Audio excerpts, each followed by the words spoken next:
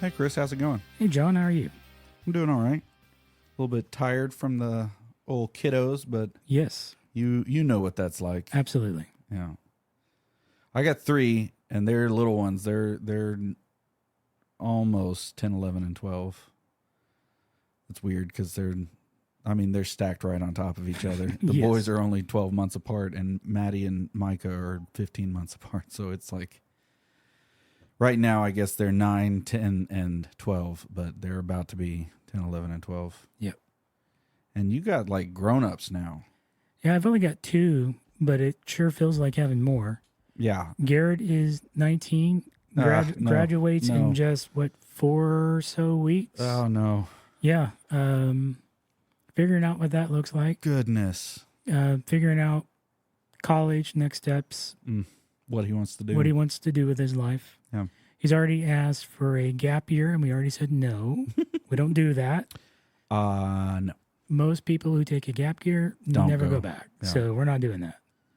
I'm fine if he wants to take that first semester, dipping his toes in various things Yeah. to figure out what he wants to do. Yeah. But no gap year, not happening. There's some wisdom to sliding into a few different areas and seeing which one feels best. But Yeah, without going into too much detail on this show, I am a textbook example of what happens if you take too much time off. yeah. So Yeah.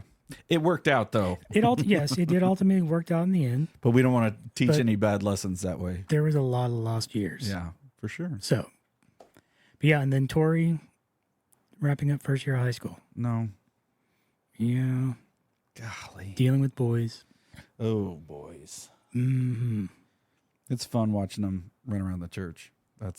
And by run around, I mean walk slowly around, acting very Yes. cool. My Yes. kids are still running around the church. Yes. Anyway, hey, what are we drinking? We have something nice tonight. It's very nice. Yes. So not too long ago, we did the Chimay Bleu, Bleu. as I said on that show. Yeah. Tonight, we have Chimay Red, Red. the Premiere. Premiere. The other one was the Grand Reserve, which is the granddaddy. Yeah. This is that next step down. Down, but it looks very nice. Oh, it's fancy. And again, in the a nice size wine bottle. Wine bottle. That's what it looks like. Got the cork and the whole 9. I mean, that's a champagne bottle right there. Yeah. Okay, well, I'm going to attempt to open this, but Okay. watch your eyes. Yeah. Last one we did before the show, so we'll see how this goes live on the air. I don't know how I feel about this, but it's going to happen. All right. You ready? Go for it. And Oh, come on. yep, that's what I had last time. It's almost there. Got it. I hit the door, Winner. and it didn't pour over. No, it did not. Here, give me your glass. Oh. We're drinking out of glasses like civilized people. Oh, wow. Yeah. See how my pour goes. It's looking good from here.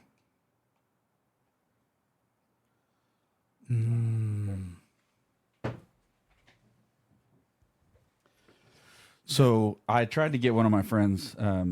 Tried to get. I have been coached on this by a friend of mine, and he knows like what you're supposed to do. And evidently, like there's a reason for the way that you pour and how, like when you go into the center and all of that. But Yeah. dadgummit, if I'm not just And they all have their preferred glasses. And right. so this is not the chalice that they sell, but this works. Yeah, we got to figure that out. Yeah. Hey, clink. Clink, cheers. Cheers.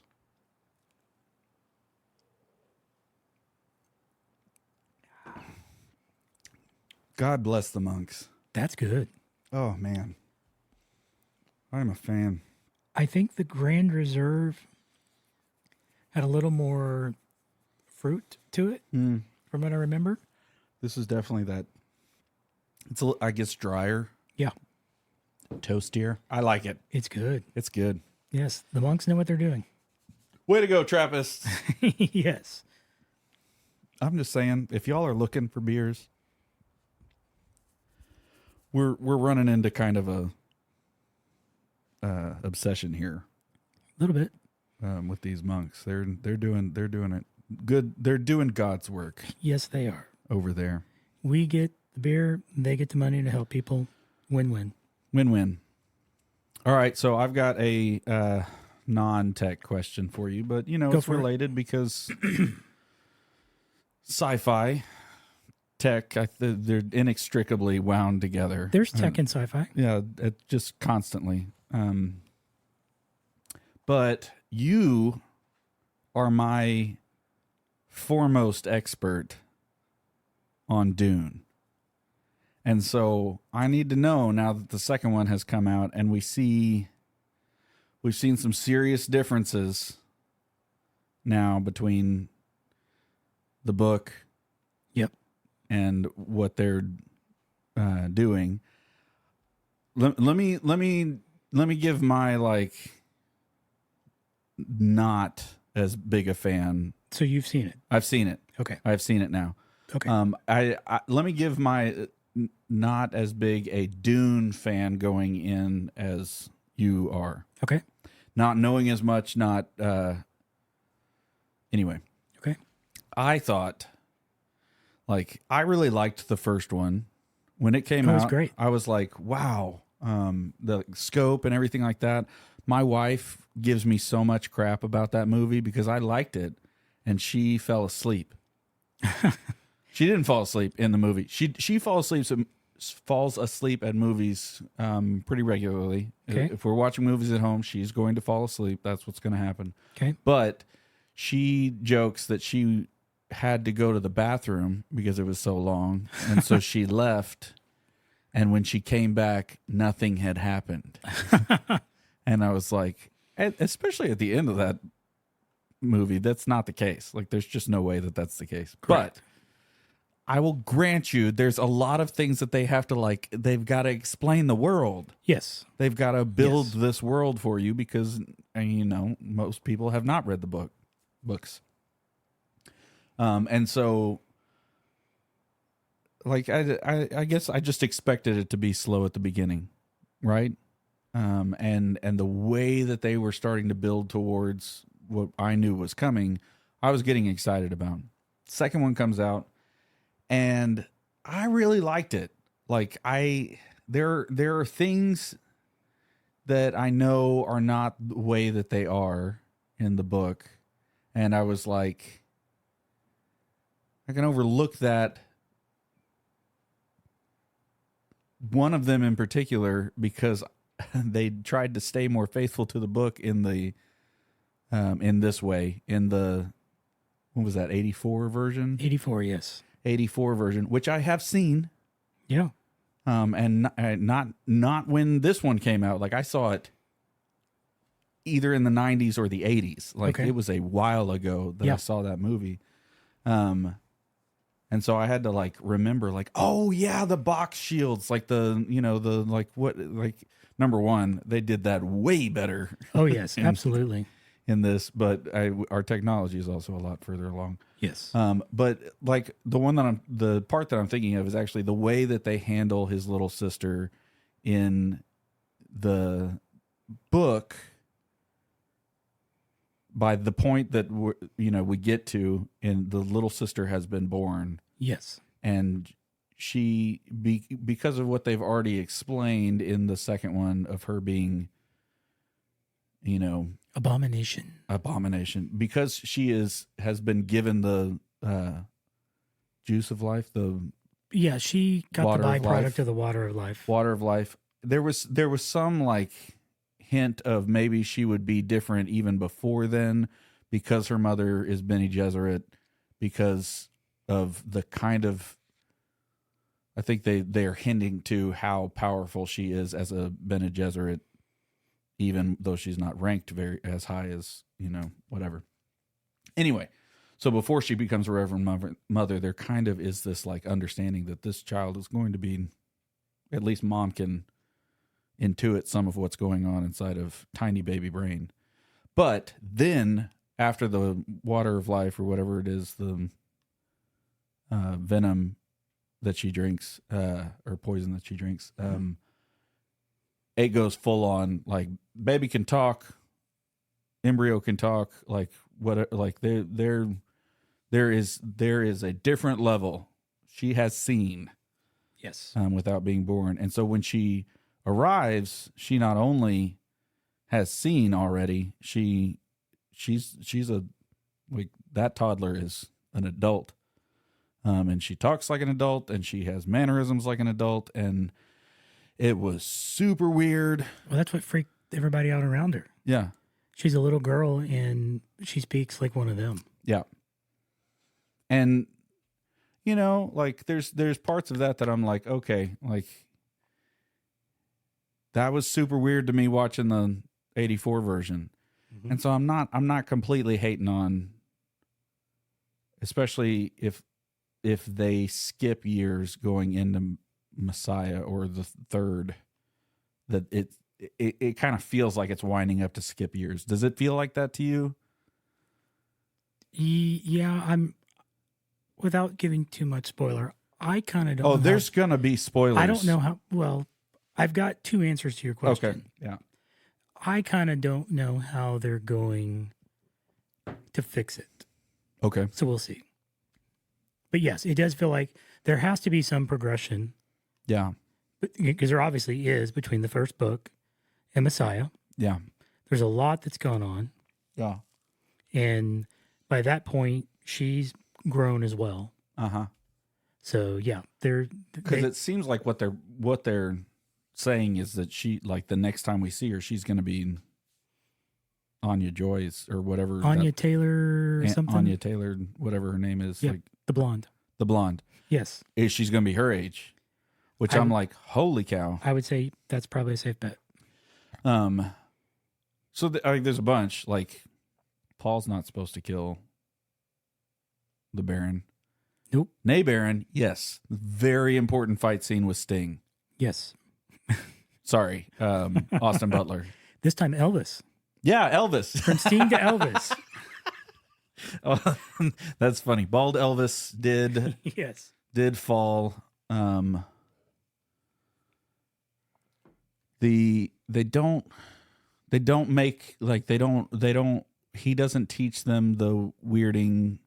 Nope. The gosh, what's their Freeman, yes. He doesn't teach the Fremen the weirding. Like, nope. there's things that it's like, what is going on?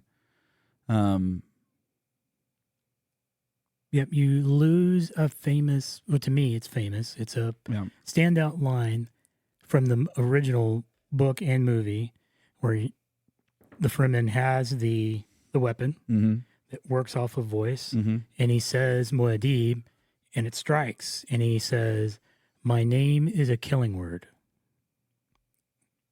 I forgot about that line. Totally gone from this movie. Yeah.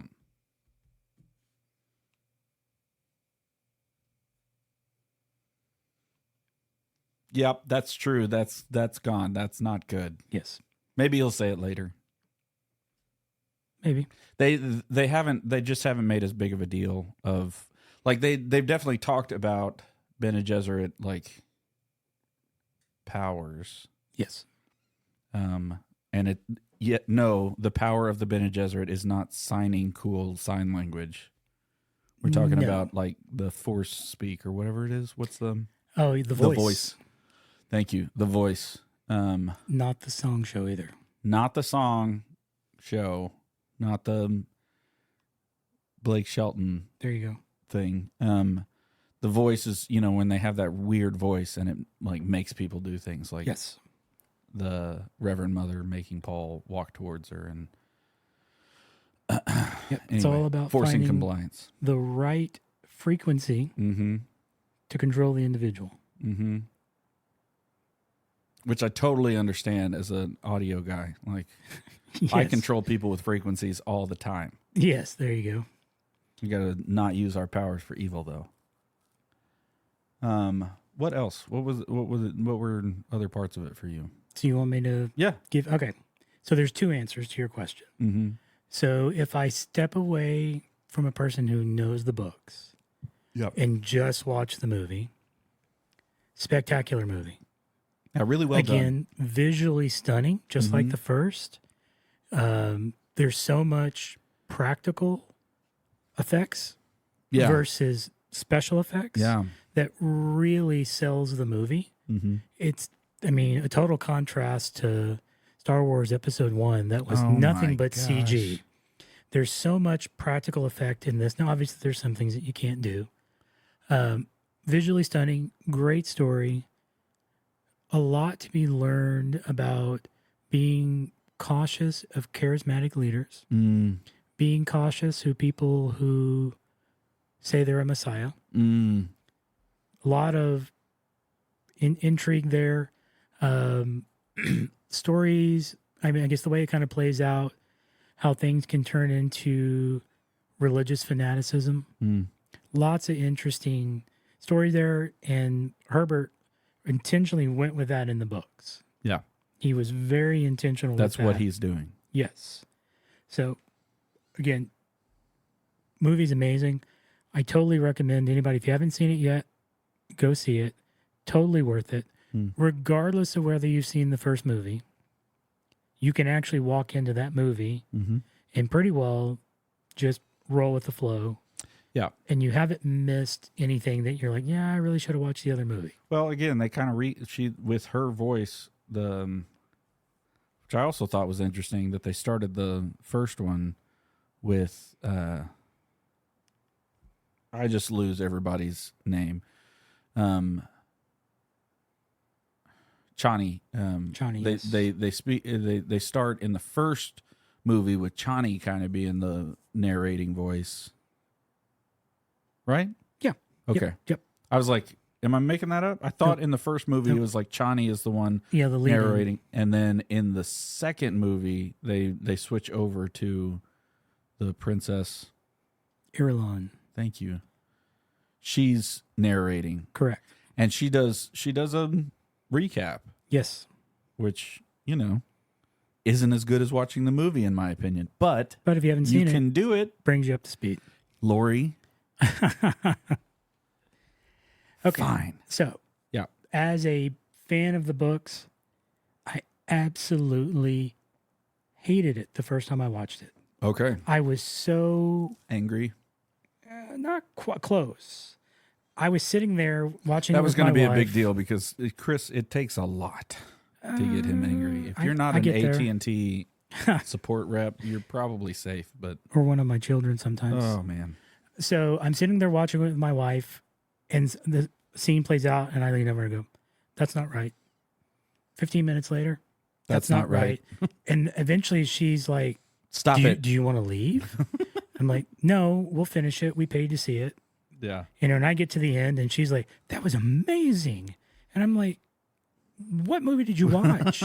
I mean, this is like me with her and going and watching episode 8, and she's like, "That was a great movie." And I'm like, where have I gone wrong with you? What are you talking about? So we'll hit some of the specifics. Yeah.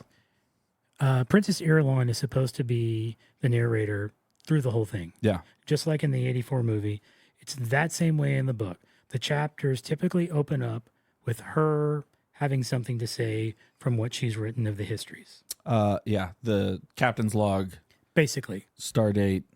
Yes. So that's minor. I can kind of get over it, but they did pick it up to your point in the second movie. Yeah, it was weird to me because that's what it's supposed to be. That for it to start with Chani, I was like, what? Yeah. But okay, whatever. And then it started with Irulan. Yes. In the second one, I was like, what are you doing? Yeah. Okay. So from Irulan, I'm going to go to her father, Shaddam IV. I hated the portrayal. Christopher Walken. I need more cowbell. I got a prescription. Yes. So I thought they made the Emperor look so weak, ineffectual, and feeble. Yeah. That is not the Emperor. Yeah. He masterminded what was going on. And this one, they try to make it out to be that his Reverend Mother worked him into it. Mm-hmm. No. Because they always do. Yes. No, he was cold and calculating. He knew what he was doing. He knew he could put those two against each other. One would take out the other. He'd have the leverage to control the other. He was just that kind of guy. Mm-hmm. So for them to portray him as so weak and feeble and simple-minded, so disappointing. So disappointing. From there, I can't miss the fact that his sister wasn't born. Yeah. There's such a critical piece there that you've got to understand the Baron. They're not going to do it, so I think you can say it. Yes. And so I think that I won't say something bad. They chickened out. They absolutely chickened out. They did not want to portray the Baron for what he was and to portray her as the counterweight to the Baron. The Baron is horrible. He's disgusting. He's vile. I think they portrayed the Baron as vile. In the first one, in the first movie. Right. The second movie, the Baron almost fades into the background. Yeah, because they've got to get you angry with Baron. Yes, but you have to understand the Baron to understand the importance of his sister being born and doing what she does. Yeah. The Baron in the 84 movie, in the beginning, he walks up to the young guy and pulls the heart plug out and watches him die. Yeah. And he's loving it. There's almost a sexual nature to it for the Baron in that moment. Yeah, I get that feeling though with the Harkonnens in general, Yes. like that they're not shying away from that. They just put it on the people, not on the Baron. Correct. And so the Baron, Golly, I hated him. as sick as it is, the Baron has an affinity for children. And that's what makes his sister's role so critical to the story. Because the Baron is so vile, and then in the end, he's killed by a child. Such a poetic way to put that. You're right. That is a tie big the deal. bow. That here's the Baron. He picks up this little girl, and the Baron thinks he's just going to be the Baron, and she says, "Gotcha," and he's dead. Dies at the hands of a child. Yeah. Such an critical part of the story, in my opinion. I thought they went a little over the top in his mom being manipulative. She was absolutely manipulative in the book. Yeah. I think they went a little extreme, but that's minor. The biggest glaring problem in the movie is the relationship between Paul and Chani. Yeah. That was what you get is the exact polar opposite of their relationship. She never doubts him. She never questions him. She never makes her feelings for him conditional. That's not the way it works. And you literally don't end with her leaving the way she did. And again, you miss a critical line from the book in the movie, in that, yeah, she sees him now going to accept her as a wife, and she's taken aback. And then it's kind of explained, you have nothing to worry about. And his mom tells Chani, history will call us wives. It's an important thing to be there. That drives home the fact that, yeah, he's marrying Irulan, but that's it. Yeah, I guess there's part of me that's just hopeful that they're going to redeem that, but I shouldn't be hopeful because it's Hollywood in the 2020s. Correct. Well, they have to figure that out because a key part of Messiah is Irulan poisoning Chani so she can't get pregnant. Yeah. That's a critical piece of the story. Yeah. And so if she's gone, what are you going to do? No, they've got to bring her back. Yeah. There's no way that they don't bring her back. But I feel like they've got to redeem that relationship in a way that's going to be really hard to do. Exactly. And that I don't know that Hollywood is capable of anymore. No. Like they don't, for Chani to take on the role that she's going to take on, it's going to require a woman to do something that they don't allow women to do anymore. No. And that's like, what are we doing? So, yep. So, because I do think that they've made it obvious that Paul is still in love with Chani. Oh yeah. Like he's not like switching women. No. in the new movie. Like that stays like it and maybe I'm just reading what I know about the book and the other movie into the way that I'm reading these actors and what they're portraying, but I'm like, no, like this is strategic alliance. Correct. Has to happen for him to be in charge, but that's his girl. Yep. Yep. So I don't know. And what's crazy, and I guess if you have his prescience and you can see the future, he's all like, she'll be back. Yeah. That's weird. Yeah. There is an inhumanity about him now that was what was so endearing about him before. Correct. Like his humanity in the midst of being able to say, like, no, I'm not a messiah. Like, no, I'm not that. Like, this is what's happening. The reason that this is happening is because of this. Like, I'm here to avenge my father. I'm here to fight because these guys are worth taking down. And, you know, there's a lot of logic inside of that just makes total sense. Yep. And I don't think that logic's not there anymore. I just think that he knows that the way that happens is for him to take on a mantle that he didn't want to take on. But the way that he interacts with Chani now, I deeply regret the choice that was made there. Yep. So yeah, I agree with that. They've made it difficult to right the ship, so to speak. Mm-hmm. I can only hope that they can put it together. Mm-hmm. Because at this point, the next movie is definitely happening with the money that they've made. Oh my gosh! Supposedly, they've already greenlit to start writing a script. They don't have a script? Not yet. I don't know how you write the one that they've written without having the next script.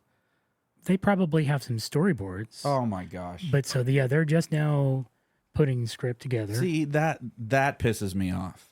Like, you should, sorry for all the children listening. Yes. I am frustrated with the fact that, like, in my mind, great storytelling, you need to know what you're doing in the final act. And I have to trust that they do. They have some basic outline. So, I don't know. I'll be curious to see how they bring Chani back and take her from I essentially, I love you, but I hate you, to I totally love you, I'm totally committed to you, let's rule the universe. Yeah, I don't know how they're going to flip that. I'm the more I think about it, the more I'm like, I don't think they can fully get there. And that is disappointing. Like, I feel like it's a great movie. Yeah. And I feel like that it's like that I'm so grateful that they stuck to so many story points inside of it. But like that you know, Paul does have a hero arc inside of this, that he's not just immediately able to do everything. Like, yes, he's been trained, but like, he's got to learn how to sandwalk. Are you listening, Disney? Yeah, right. Like, that's incredibly important. And I guess it's important for Chani to have a heroine arc of some kind too, but are you willing to do that? And I haven't seen them willing to do that with any female since this new revolution has taken place. Yeah. Like, women can't be weak. Yep. Ever. Yep. And it's like, well, that's not good. Yep. One other thing, and then we can switch here. They never gave us the visual of a navigator. That's true. We never got to see the navigator for the Spacing Guild. Wait a minute. Which they have to bring that in to the third movie, because there's a guild navigator working with Irulan and all the other. There's a is it Twi'leksu, Benny Twi'leksu, the face changers? Yes, and so you've got this group of 3 or 4 that are plotting against Paul. to try to overthrow him in Messiah. And then you've got them trying to suppress Chani so she can't give him potentially another male heir. Ooh, that was another thing that they didn't, that was critical. They actually had a child. They had a boy. Leto. Yeah, because Leto has to. Because in the book, he has a son named after his dad. Correct. And in this movie, where you see them obliterate the CH. Yeah, it's supposed to be Leto. That's where Leto dies. Yeah, because that's what drives him over the edge. Yes. I forgot about that. Yes, so that's not there. That was one other critical piece that's missing. So now I've completely made you hate the movie. I have not. It's still like I think because I just don't expect them to do good anymore, that there was anything good inside of it, and the production level was so high. I thought, the storytelling that they did was so high. The way that they're showing multiple sides to this story in so many different ways is so good. The fact that they had Paul train, I think, and for that to be anyway. And I won't even get started on Thufir. The fact that he was exempt from the movie. That I won't go down. What are you gonna do? I won't go down that rabbit trail. Okay, enough Dune bashing. Still enjoyed it. Still recommend you go see it if you haven't seen it. But you recommend that they go read the book. If you haven't read the book, go watch the movie first. Okay. Because I want you to at least enjoy the movie. Because if you read the book first and then you go watch this movie, you're going to be frustrated. So watch the movie, have a blast, then read the book, and then go, oh man, they got it wrong. Yep. So I guess there goes our advertising dollars. Talking bad about the product. Sorry. Oh well. I wasn't going to get free tickets anyway. No, me neither. Sorry. All right, so let's pick up where we left off. So last time we talked about the super amazing OSI model. OSI model. And I bet you all were so riveted. There was a little bit of nerd knob in that episode. We'll try not to go quite that far this time. Nerd knob. Do you want to go ahead and read the what we forgot? What we didn't know about? Oh, you want to hit the boostergram? Yeah, can we go ahead and do the boostergram? Sure. I know that's kind of out of order, but that's okay. That's okay. So we missed one that actually came in back on February 26th. Yeah, sorry about that. Don't know how we missed the notification, but we got a boost. We're mere mortals. Yeah, that we are. Of 2,222 sats from our friend Jason. Yay, Jason. With a message of boosting for the LUFS. LUFS. So if you listen to... I mean, it was that long ago. So. Yes. That was the compression episode. Guys. For those that don't know, LUFS is the measurement of how loud it sounds. Perceived sound. Perceived sound, yes. Versus actual boost in what you're doing. So thank you, Jason. Appreciate it very much. Always. So far, he's about the only one. Yeah, no, he definitely is the only one. I think I put one test in one time just to make sure it was working. Well, I mean, yeah. So, but again, thank you, Jason. Appreciate it. Always. Yes, as always. You're the man. Thank you, sir. All right. So now into the meat and potatoes. Meat and potatoes. Yeah, so we're going to talk about some networking hardware. Most of this you have some form of it in your house if you have a network, or you've used it and not necessarily known it in your work environment. So I'm going to go out of order to how it's written on this sheet. I'm going to drop down to a hub. Okay. And all I can ultimately say is if you find a hub, you shoot it and you kill it. You do not want a hub in your network. Listen, Pine Cove, yes. Hubs are evil and must be destroyed. Yes, they are chunkies.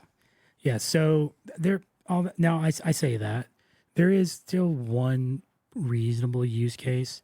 If you don't have the ability to mirror the port that is passing your internet traffic and you're trying to pull that off Maintain for inspection, you can put in a hub. The way a hub works is whatever comes in on one port, all of that goes out on every other port. So everybody gets flooded with all the traffic. So again, if you're trying to run Wireshark and you're trying to find anomalies going out to your internet connection or coming in, and you can't mirror the port over to another port, Hub is a great way to achieve that. But other than that, it's kind of stupid. Other than that, it's stupid. Kill it, get it out of your network. Now you go back far enough, a Hub was in that time was amazing. You could plug in your computers, you got the connectivity that you wanted. When you plug one in, everything was great. But as soon as you plugged in the next computer, that collision light started going crazy because everybody's trying to transmit and receive at the same time. Different things. Yes. And those packets literally collide with each other, if you will, on the wire. And it's like, oh, okay. Can we say literally collide with each other on the wire? I think so. Yes. Okay. Yes. Because I'm transmitting in on this port. I'm transmitting on port 1. You're on port 2. They're literally passing the same paths within the hub, and they literally block each other. And they're like, oh, we can't both transmit at the same time. This doesn't work. Right. And so both computers have to stop, do a random countdown, and then transmit again and hope you don't have a collision. So. Not pretty. Not pretty, but when that's all you had, that's all you had. But we don't have only that anymore. No, we don't. So let's move on to what we have. Yes. So they got smart and they gave us switches. Switches. Switches are amazing. What up, switches? Everybody has their own dedicated port. Uh-huh. No more collisions. No more collisions. It's amazing how that works. Now, there is technically a shared backplane, if you will, on how much data can be transmitted. Yeah. But the switch knows this computer is on this port. And it knows that based off of the unique MAC ID, if you remember that from last time. Yeah. It knows this MAC ID of this computer is on port 1. And it knows that this computer over here is on... With a different MAC ID. With a different MAC ID, yes, on port 10. Mm-hmm. And the computer on port 10 wants to talk to a computer on port 1. It says, here you go. It goes, oh, I know exactly where that computer is. Drops it out port 1. Mm-hmm. Doesn't have to blast it out over every port going, hope you're out there. Which one are you? Yes. So huge improvements. They're beautiful. So switches operate at layer 2. Mm-hmm. Since that's why we're talking about MAC IDs. MAC IDs, layer 2. Layer 2, yes. So that's what's happening. In your home, it may all be in one box. What most people have, a lot of time it comes from the internet provider. We talked about that in a previous episode. It's all in one router, switch, Wi-Fi. But these, if you're nerdy enough, you have a dedicated switch. If you're nerdy enough? If you're nerdy enough. Most people don't care. They just want it to work. Well, I plug in the power, I plug in this cable, and it works. That's all I care about. That's the Apple model. Listen, don't tell me I'm wrong. Don't get ugly. Tell me I'm wrong. I think that Apple is aware that most people are stupid. I didn't say people are stupid. They just want it simple and they want it to work. No, I think that most people are stupid. They are. I'm not going to badmouth people that I love. jredfern@southspring.org. Don't message me. Don't message me. Don't at me. It's one of those things that I'm tired. I have 3 children. Yes. I haven't slept in a decade. Like there's a lot going on. If I don't have to know it, then I don't want to know it right now. Sure. And I get that with everybody. I get that if this isn't something that you need to know about, like you don't know about it. So stupid is harsh. I should not have said the S word.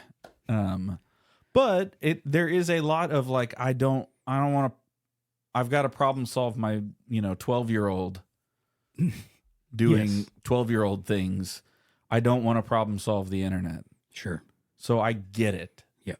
But it is a radical lack of knowledge. There you go. of There you go. something that affects all of our lives in a way that we never imagined it would. Correct. Well, at least those of us that were born in the 80s or before. Correct. So switches are amazing. Make your life easier. Makes your Easier. network more efficient. Great. So Not just to add more ports. no, not just to add more ports, although that can be nice. Yeah. Especially if it's got PoE. PoE, Power over man. Ethernet is the greatest thing ever. It really is sliced bread It is. for the network. Yes. Like, it's so simple, and at the same time it's like, oh my gosh, we used to have to plug everything in. We did. Yep. Remember those days? Yep. You had your PoE brick. Bus Plug it in- powered plug is it the into the way to wall. go. You got to plug one into the device, one into the switch. Yeah. Brick would die on you. Why'd the Wi-Fi go out? Oh, there's no power. Oh, there's no power. So yeah, PoE on every port, beautiful. Yeah. Absolutely beautiful. Okay, so I learned the behavior of switches in middle school. So I understood it in middle school, knew it all through high school. I get into college, and then all of a sudden they go, this is a layer 3 switch. And you said, And I'm what? like, whoa. No, it's not. It's layer 2. No, this is a layer 3 switch. I'm like, are you messing with me? Because switches are layer 2. And they're like, no, this is real. This is a layer 3 switch. And I'm like, you need to explain. And then so I find out some switches are capable of layer 3. You can take a regular port, make it layer 3 so it can route. Uh-huh. And it's just unique to that one specific port. My mind was just blown. I'm like, a switch can be layer 2 or layer 3. This is amazing. Well, and to be frank, in the world that we live in still, Network 2 is enough for most things. Yes. What do you get when you add layer 3? You can have multiple networks in your network and route traffic accordingly. So you could have your standard regular network that most of your devices on. Yep. In this day and age, you've got some kind of IoT device in your house, whether it's a thermostat, something that is home automation, Apple TV, Chromecast, you name it. There's something IoT in your house, most likely in this day and age. Mm-hmm. You don't necessarily want those talking to everything else on your network. No. You can now create a unique network for your IoT devices. And now you can say, if you want to talk to that, you've got to go through this port and route over here. That is basically how that works. Now, this isn't the same thing as a router. We'll get into that in a second. Mm-hmm. There is a specific difference between a router and a layer 3 switch port. Sure. But it's amazing in what you can do. Yeah. I mean, I'm trying to figure out, because like I don't want to make it more. Why don't we talk about routers and then we can come back to layer 3? Okay. Because I don't want to talk about what I was about to say about the way to think about multiple networks. Okay. Without talking about routing, because it's a specific that could get confusing real fast. Sorry. Yes. Okay. I can see how this is going to. So routers, Man. layer 3. Yeah. IP addresses all day long. Yep. Routers can have multiple ports. Yep. Each port connects to a specific network, and you set rules inside on how to route accordingly. If you are looking for this destination, then you need to go to port 1. You're looking for this other destination, you need to go to port 3. And that's what's happening in there all day long based off of IP addresses. Mm-hmm. So if you think about, I'm trying to make sure that this isn't going to get confusing. If you think about mailing addresses, okay? Yep. You have a street address. Yep. That's an IP address. Fair? Yep. Or maybe a MAC address. Anyway, an IP address. Yep. And then you have a like the city, state, zip code. Yep. And really, all you really need now, I guess we can talk about this, is the zip code. Because the zip codes aren't, like, we don't have repeating zip codes in different states. Correct. The 5-digit zip code, they're in the United States. Yep, they're all unique. Yeah, all unique. So if you see the IP address layer 2. Layer 3. IP is layer 3. Sorry. IP address in layer 3 as, well, maybe that's what I was going to say, is that it was the MAC address in layer 2. Man, that got confusing. Never mind. You could probably say city, state, zip is, you can think of that as IP. Mm-hmm. Your actual street address is the MAC, because the MAC is the unique identifier where the city and zip can technically all be a shared resource. I was trying to do like IP address, because an IP address inside of a network, you know what I mean? Like you have you have to get inside of the network before this IP address is actually what you're talking to, and that's through the router. Correct. Because the router has to have the external IP address. Correct. And this is partially because IPv4 has how many options? You remember this off the top of your head? Total IPs? Mm-hmm. Oh, boy. I'm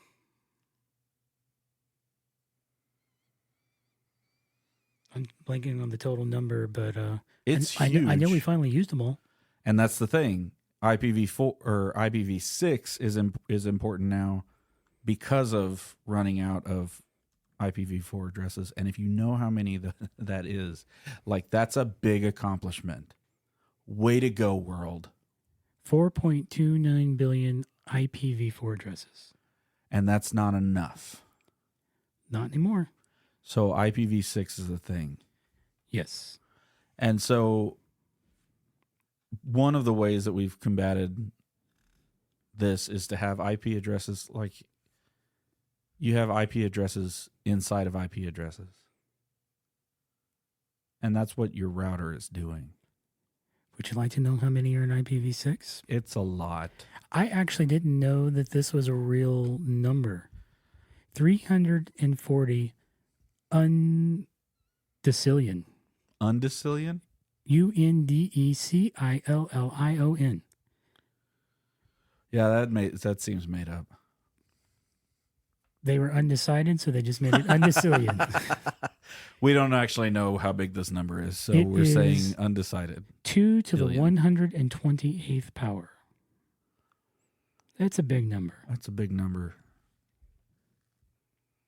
Just think of how many AI bots are going to be able to be born with their own independent IP address. Don't get me started on AI. Okay. So I think I can make your analogy work, though. Okay. So in your house, you have your router. Yeah. That router gets a unique IP address from your provider. Yeah.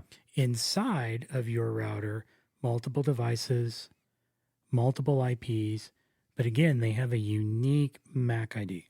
Yes. So going into your analogy, city, state, zip can still be considered the IP because the nature that in your home router, that public IP is shared. Yeah. So city, state, and zip, again, that's that same shared resource. Yes. Now, to go beyond that, it needs the actual street address, which is now your unique MAC ID. Right.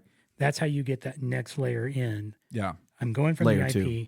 Now I'm going to the truly unique spot, which is my actual home address. So I think that kind of completes the analogy. Yeah. I think the reason that I was saying still IP address on that was because you can have different, like at different zip codes, you can have different, like the same address used again, which would be the IP address, not the MAC ID, because those are always different. Anyway, all that to say, it gets super confusing. It can, yes. Because there's layers and this onion stinks. Okay. Yes. I'm going to stop talking because obviously I'm making this more confusing than it has to be. Talk to us about routers. Are you saying the beer's kicking in already? No. Okay. So again, most of us know a router. I go to Best Buy. Only 7% by volume. Only 7. The last one that we did was 10. Yep. So you go to Best Buy and you say, I need a router. Mm-hmm. They're going to give you a Linksys. They're going to give you a D-Link. Yeah. It's not just a router. It's an all-in-one. It's a router. It's a firewall. It's a switch. It's an access point. Yeah. But that's basically, that is, it has the routing capability in it that it can route between multiple networks. It knows how to do it. It knows how to keep track of all those IPs. It learns those IPs exist on different ports, so it can pass that off. But in order to still communicate that, you still also have to have the MAC ID. Yeah. The IP's not necessarily good enough. It's good enough at layer 3 to get you to ultimately into the network that you need to be, but you still need that layer 2 MAC to know where am I really going in the end. Yeah, it's like a handshake. Yes. So you would do an ARP call, say, I've got this IP, what's your MAC? That kind of gets blasted out, responds back, it learns it. Great. Next time I don't have to ask where you are. I already know where to go. You're at that IP address. Yes. You're there, delivered to that MAC ID, and Bob's your uncle. Fred's your grandmother. Yes. So Thank you, routers. Yes, routers are huge. They're huge. So coming back then to the layer 3 switch. Layer 3 switch. Okay. So we'll talk about the church's network structure. It's all Unify, if anybody's out there wondering. Don't hack us. Yes, please don't. Jesus is watching. He can see you. Please don't. So we have the Dream Machine SE. Yes, we do. That is firewall. Yep. That is router. And That's also, the router. It does the routing. Yeah. And it also has a built-in switch. It does. So it's a beefy version of what you would go buy for home. We don't usually use it as a switch. We have a switch in that building. Yes. That will remain unnamed. But plugs into the switch port. That's true. So there is some switching going on. So I didn't think about that. So there's one port being used there is on that switch. There is. Everything else is going out the fiber SFP. Yep. Which essentially is a switch port as well. Okay. You got me. Yes. So that's how it's set up. It's handling all the routing. Mm-hmm. Now, without going too far in the weeds here, the Pro switch that is in the grade school building is capable of layer 3. Yes, it is. So if we ever wanted to offload, we could. Yeah, and we did that on purpose when we bought it. I don't remember all the details. So something that happens is we this church that we're at is not your typical church. We exist on 130 something acres. We have 4 buildings now. Wait, 1, 2, 3, 4. Ish. Depends on if you count this one as separate from that one. True. But and they're spread out, and the idea was that it would look more like a college campus than your normal church, which I love. It's great, and there's trees and a lake, and it's fantastic. But it means that we're spread out, and part of being spread out is that the power goes out on half of our campus and does not necessarily take down the other half. And so the idea that we've done in multiple areas, as Kris is going to explain, is having redundancy. And so the idea was, if we lose the student building or a building that will remain unnamed that certain gear is in, yep, that the rest of the network can keep functioning. There you go. Anyway, so we needed a layer 3 switch. Yes, so we've got that. So too much information? No. I think we're fine. We didn't tell them where the keys are at. So don't look under the mat. Yeah, don't look under the mat. The magic number is not the address of the building. Oh my gosh, that'd be terrible. Yes. Oh boy, what it makes me think of the scene in Spaceballs. 1, 2, 3. Yes. 4. 1, 2, 3, 4. That's the same code as my luggage. When we get back, remind me to change the code of my luggage. Yep. Oh, what a movie. Thank you, Mel Brooks. I mean, it's for so many things, but yes, for that as well. Okay, so back, if I can remember where I was going with that thought, layer 3. So here we do have multiple networks. Uh-huh. We have our main network. We have a guest network. We have, there's another one. Operations network. There you go, operations network. We have AV network. AV. We had the video, but I don't remember if we're still not usually leveraging that one or not. So you have all these networks. You can break this apart. You don't want everything on one giant network. It gets too congested. You have poor performance. Yep. So when you get large enough, you've got to break it up. So we created these smaller networks, also referred to as VLAN or virtual LAN. Mm-hmm. Your router can handle that. It goes, oh, you need to go there. I'm going to route you over here. And that's how you route between networks versus switching between ports to get to different computers. Yep. So now you can go crazy and you can over segment or hyper segment your network. You said hyper segment. And it's a term. There you go. And it's a thing. You can totally go there if you want to do that. Yeah. But you're going to deal with all the overhead management that it may entail. So you want to really try to right size your network.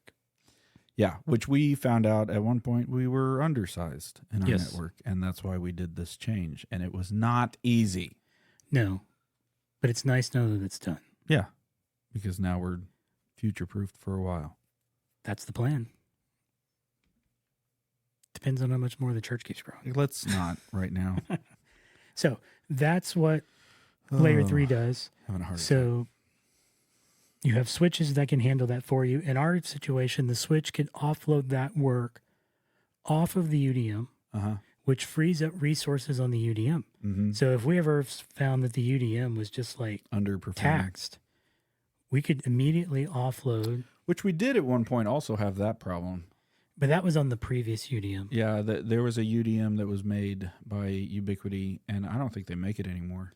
No, it was the original UDM Pro. It was just underpowered. Yep. Really struggled, behind on the OS. Yeah. It just, not good. And it ultimately died due to bad death storm.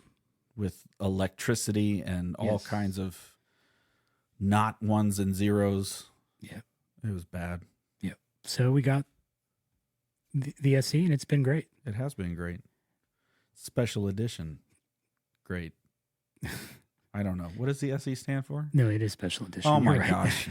That's terrible. You're right. Why don't be that guy. So, but we could offload it. Yep. Free up resources, and you're great.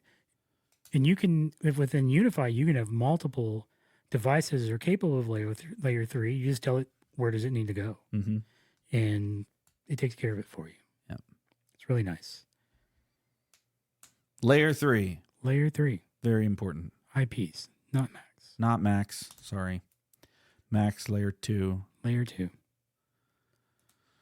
Eesh. IPs do have, now I'm going to draw a blank. Octets. There it is. Octets. So everybody's typically familiar with IPv4.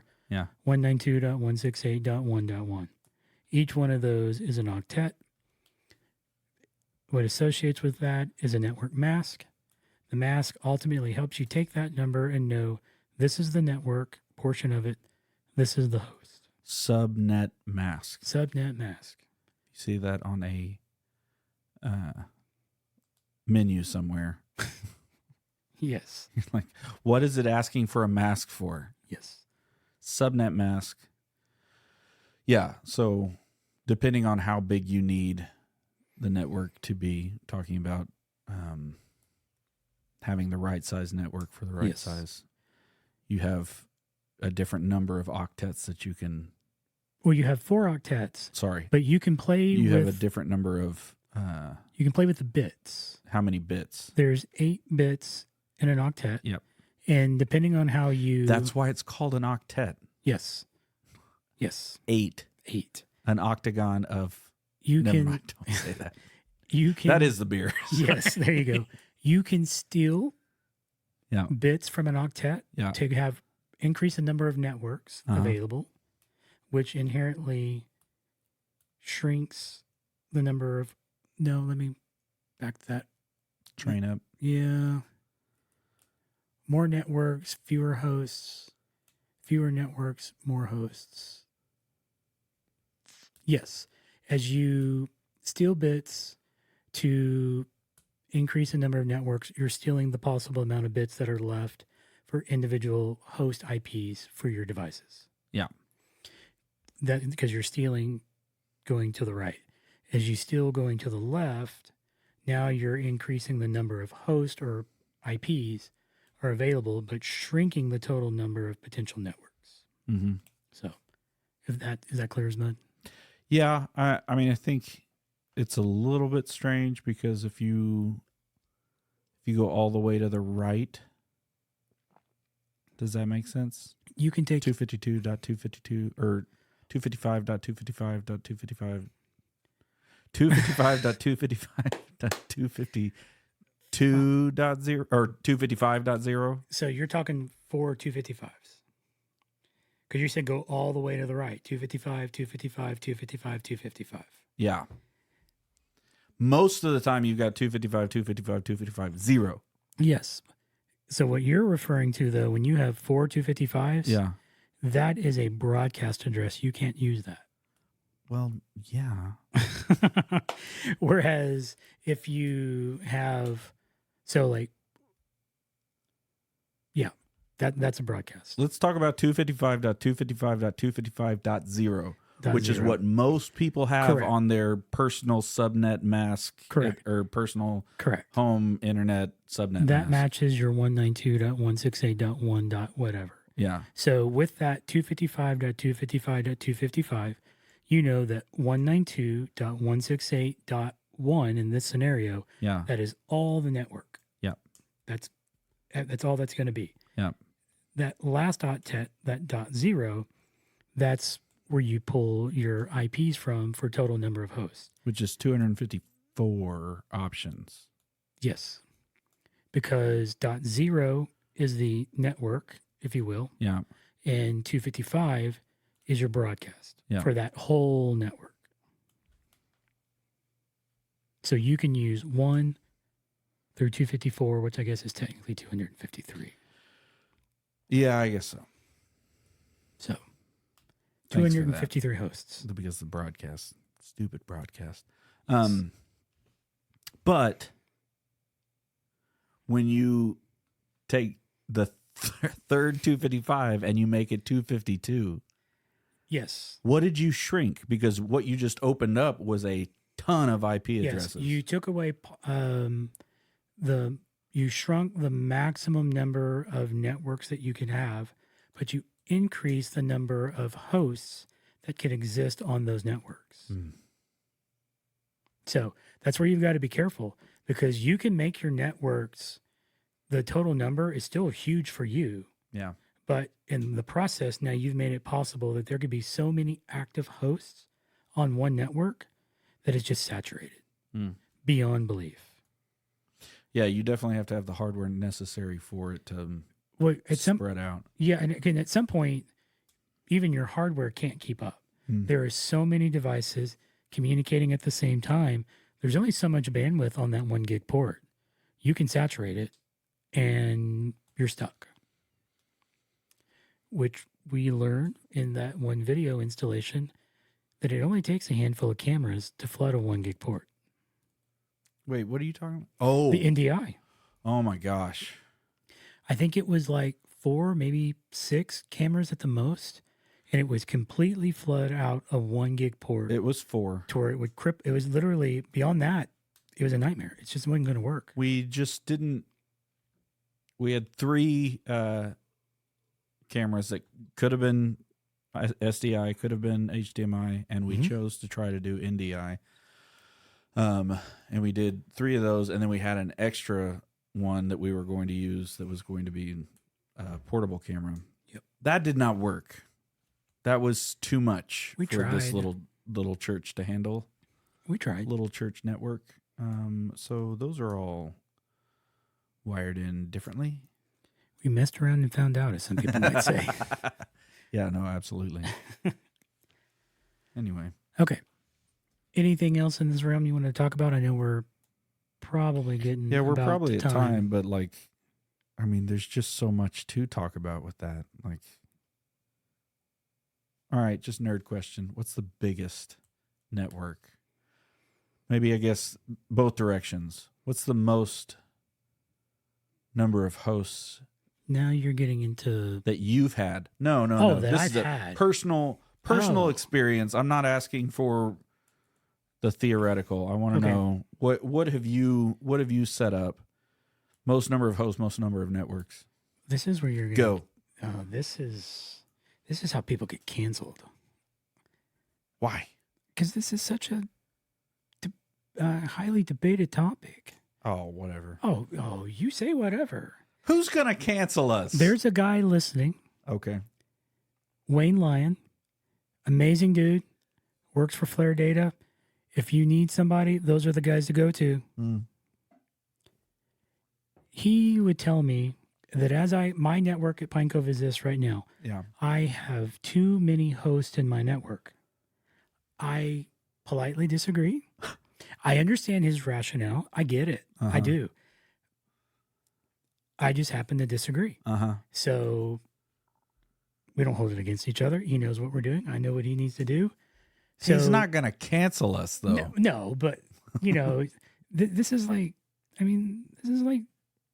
debating what's the best translation of the Bible almost. I mean, everybody has their preferred preference. Whoa, buddy. So, I mean, this can get heated with different people because some are like Fender, some are like Gibson. What are you talking about? Yes. Some would be like, you shouldn't have more than 253 hosts in an entire network. What? Some people take it to an extreme. Some would say, okay, no, you need to give a little bit. Stop at 512. And if I remember correctly, that's about where Wayne is at. Don't go larger than 512. In a network. In a single network. So. Do they know how many? Never mind. Well, that's why we didn't go with it, because sure, we have so many people that could be there that are sharing a subnet. Yeah. But it was like, I need a little bit more than 512. I'm going to stop at 1024. And some people are like, whoa, buddy, that's too big. I'm like, no, it's fine. It works. And then there are some that go way beyond that just because they're like, you know what? I'm never going to have that many devices. I have more than enough networks that I'm ever going to need. I don't care what y'all's opinions are. This works. So the opinions are all over the place. And people believe in their way of carving up a network for performance. Kris, is 1024 the biggest you've gone? No, I've actually worked on a network that had 4096. There you go. We had 4096 networks. If you cancel us, so help me, I am going to. Yes, I can just imagine Wayne going, you had how many hosts on a network? Yes, 4096 possible networks. Each network had the ability to have 4096 hosts. No, say that again. 4096 different networks. Each network can have 4096 individual hosts on each network. Now, I agree. I just got a little dizzy. Yeah, that kind of a little throw up in my mouth. If you had that many devices active on a network, forget it. That network is toast. I get why people would be like, no, that's too much. So, at home, I don't have any network that's capable of more than 253. Yeah. But I'm also never going to have 253 active devices at home. No. But again, you got to figure out the size that you need for what you're trying to do. Yes. Right fit for what you're doing, but also allow growth. Yeah, because you don't want to bang into the top of that. Nope. That gets really complicated because then you got to do a big fix. That happened a long time ago. Yep. When we were in Columbus that time for staff retreat at the Outback. And we had everybody in the Outback dining hall. And we ran out of IP addresses. That was the same event where Body was giving us a hard time over it. And we turned off suspended his Google account. Yes. That was like, no more fun for you. And yes. And then he come out on stage and next time, guys, you know how great our IT staff is. It's one of those things. It's like, I understand, man. You're muscular. You're a jock. You take any of us in a fight, whatever that thing is. You're super macho. Yeah. I have all of the cards. Yeah. Look at what I can do. Click. I have everything that you want. I have control over. Yes. Don't play that game. Yes. Don't make fun of the IT guy. Yeah. Take care of your IT guys. Yep. Yeah, remember to tip your IT guy. Yes. We'll be here all week. Someday you're going to need them, and they're going to remember who was nice and who was mean. I just had a Billy Madison flashback. Okay. All right. Hey, man, thanks for hanging out. Yeah, enjoyed it. It's been a while. Thanks for bringing the beer. That was good. That was so good. I should have bought 2. So, Premiere, Chimay Premiere. Chimay Premiere. I can highly recommend. I think it has our vote. It's not. I agree with you. It's drier, and that's nice. It is somehow. Yep. Still Anyway. recommend the Grand Reserve too. Sure. Also good. Support the monks. Yes, support the monks, people. That's going to be a war cry for us now. Yes. Go Friar Tuck. Go Friar Tuck. Gosh. All right. Thanks, brother. All right. Enjoyed it, man. Appreciate it. See you, everybody.